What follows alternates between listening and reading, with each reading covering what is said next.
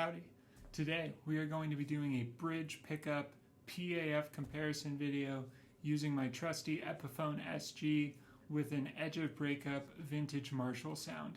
I'm really excited to share this comparison with you because I want to find out if you can hear the difference between two slightly cloned based on PAF pickups. One of them is a no bogus pickup that I wound myself. It's hand wound, it's unpotted, Alnico 2 magnet with a maple spacer and vintage shielded cable. The second pickup is a Tonerider Alnico 2 classic pickup. This is also an Alnico 2 magnet pickup with a maple spacer. It is potted, it is uncovered. Both of these pickups are within vintage resistance, and I can share in the description the exact resistance of each of these pickups, but they're both 42 AWG wire, and they're both based on what a PAF should sound like. So you're about to hear the same guitar, same amp setting, same pick, etc. as close to possible between the two clips. I'm just going to be strumming some chords. So what you need to be listening for is, can I hear a difference between these two pickups? Do I prefer one or the other? But most importantly, based on our knowledge of 50s Gibson humbucker sounds, or what we think to be the holy grail of classic rock sounds, the 59 Les Paul, do either of these pickups capture the magic? Let's find out.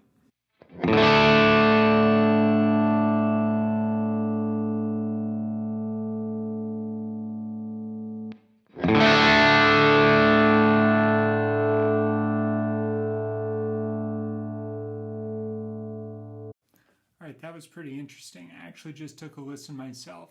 But to really dive into what's happening with the tone, we're going to isolate immediately after the last pluck occurs. So what you're about to hear is the exact same clip, but the tail of the chord sustain. And listen to what's happening in the upper mid-tone treble section of the tone. Let's take a listen.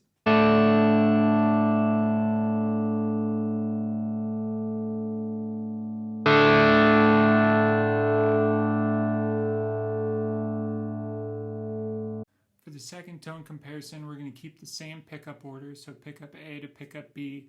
Instead of strumming through the chord, we're going to hit it AC/DC style, power hit the power chord, and then we'll also do an isolated section, this time immediately afterwards, now that you know the whole tail of the tone concept.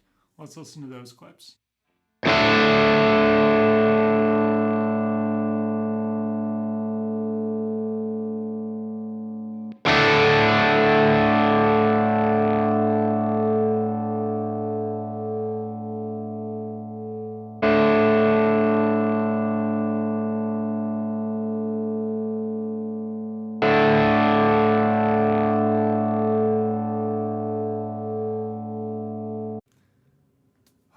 The way those pickups sustain after specifically the isolated section at the end that we just heard, when the note finishes being picked and blooms out and you're slowly, some frequencies fall off on the high and the low and you're left with something in the middle, that to me is the magic of the PAF. Whatever that frequency is that's singing out is the center frequency of the entire pickup spectrum to my ears. So the difference between each pickup when you make the hit might be a little less because there's a lot happening. It's like the max output, your amp is doing the most things, you're hearing the pick sound, but contained even within that initial attack of the note is the resonant frequency of the pickup, which we're hearing in the pickup tail. So between pickup A and pickup B, what I'm hearing for pickup A is a higher resonant frequency, more of a ha. And for pickup B, I'm hearing a lower one. Oh. That isn't necessarily a good or a bad thing. One is more of a choir of angels for pickup A. One is more of a throaty roar, which is pickup B to my ears. These are very subtle differences, but by isolating them into the chord tail, we can really pick them out as best as possible. So To that end, we're going to hear one more chord, and then I'm going to reveal which pickup is which. This is going to be a 6-string A major bar chord, strummed all the way through. Let's hear what it sounds like.